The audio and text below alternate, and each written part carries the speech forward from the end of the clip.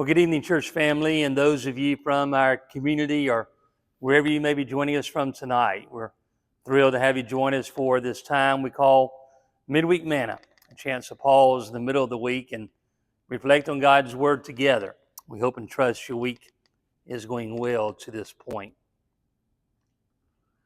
I was asked recently about saying a prayer at an event at a community here in our community, and this particular event was outside, and as the event went on, it was a very somber event as a remembrance, a memorial, but there's a lot of noise around us, and it's interesting how much noise you could hear throughout, whether it's a business down the street having work going on, but it was a very noisy event in general. And then as I went up and said the last prayer, the benediction to close out the service, as we got about halfway through the prayer, I could hear it coming. And sure enough, I heard this loud train come through as I was saying the prayer and finishing the prayer, or at least trying to finish the prayer. In fact, I finished the prayer maybe even a little quicker than I had planned on, because I knew that train was just getting louder and louder and louder the closer that it got. And sure enough, finished basically as the train was passing by, and even had a few people comment to me about the timing of the train after we were done.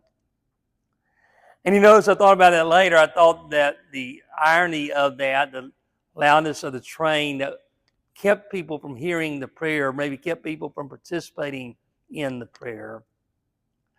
But I also thought about the symbolism of that in our lives in general, of how it seems that so many times there is noise in our own lives that may keep us from really being able to communicate with God as we need to.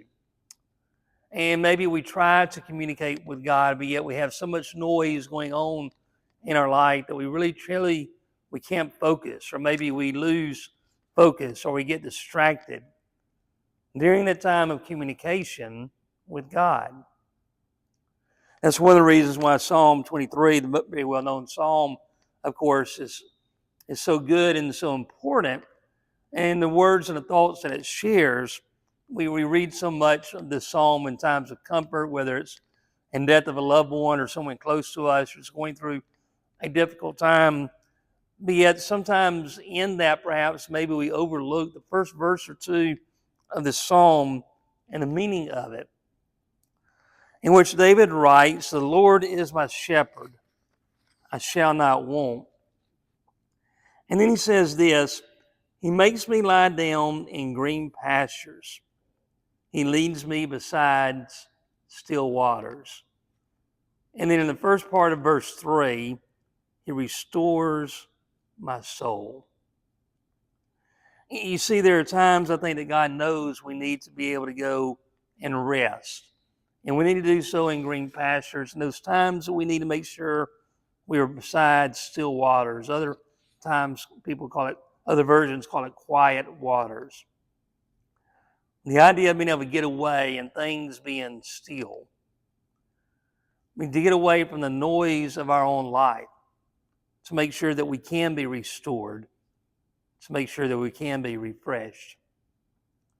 Many of you are familiar with a book by Philip Keller. It's a book that he writes called A Shepherd Looks at Psalm 23. Philip being a shepherd himself and writing his thoughts and his view of Psalm 23. And in that book, as he's talking about this verse or two, he writes that sheep do not lie down easily. And he says that sheep will not lie down unless 4 different conditions are met. He said, one, because sheep are so timid that they will not lie down if they are afraid. He says if they are afraid, they will not lie down. He said also sheep are very social animals, and so if they are aware of friction going on among the sheep, they will not lie down. And then he says that there's flies or parasites troubling them, they will not lie down. And he said the 4th condition that keeps sheep from lying down is if they are anxious about food or if they are hungry, they will not lie down. And so Keller summarizes by saying that rest comes because the shepherd has dealt with the sheep's fear, the sheep's friction, the sheep's flies, and famine. Well, there's some principles, obviously, that are so true in our life. We know sometimes the noise of things that we are worried about or have in our minds that we are concerned about. We all know what that concern can be, and that things we are concerned about or maybe even worried about, it takes and preoccupies so much of our thoughts and our minds. And maybe that noise of what we are concerned about and worried about keep us from being able to communicate with God as we should. Sometimes the noise of relationship issues can keep us from communicating with God as we should, because again, our mind is on that. Or maybe the noise of just general distractions in our lives. It may not be flies and parasites, but there are plenty of things that can trouble us. Money issues, work issues, family issues. There are so many things we can fill in the blank with that can trouble us. That noise can keep us from truly being able to communicate with God. Or maybe just the aspect of the other anxieties in our life, the other material things as well. What we are hunger for. That can keep us, perhaps, that noise can keep us from communicating with God. There's so many principles we can fill in the blank that we can learn from this. But just as a shepherd knows that the sheep need to be able to rest, they need to be able to find comfort, they need to be able to lie down, we too need that time. And sometimes that means we need to get away from the noise and be able to have that time of communication with God.